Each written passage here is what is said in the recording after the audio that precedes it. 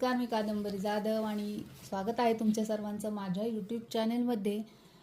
आत्तापर्यंत भगवद्गीतेतील अर्जुन विषाद योगमधील आपण 45 श्लोक संदर्भासहित स्पष्टीकरणासहित व लाईफ लेसन सहित पूर्ण केलेले आहेत. मगाशीच आपण 46वा श्लोक पाहिला, त्याचं स्पष्टीकरण पाहिलं. आत्ता आपण पाहणार आहोत या व्हिडिओमध्ये 46व्या श्लोकावरून आपल्याला काय लाईफ लेसन मिळतो ते. तर बाहेरचा शत्रू कितीही बलाढ्य असला तरी त्याला हरवता येऊ शकते, पण जर मन खचले तर आपण स्वतःला हरवतो. जसे की इथे अर्जुनाचं मन खचलंय तर तो स्वतःच हरून बसलेला आहे. आणि अशीच कित्येक वेळा आपली अवस्था असते. म्हणजे अर्जुन आणि आपल्यात असा काहीही भेद्य नाही, बऱ्याचपैकी साम्यच आहे.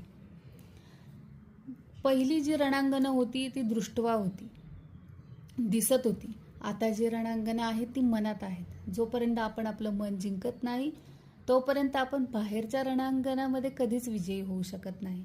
म्हणून जीवनातले खरे रणांगण म्हणजे आपले मन. तर कसा वाटला हा लाईफ लेसन नक्की कळवा.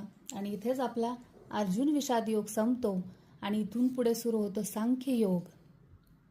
तर अर्जुन विषाद योगाचा सारांशही मी थोडा पुढच्या व्हिडिओमध्ये करणार आहे. तोपर्यंत राधे राधे, धन्यवाद.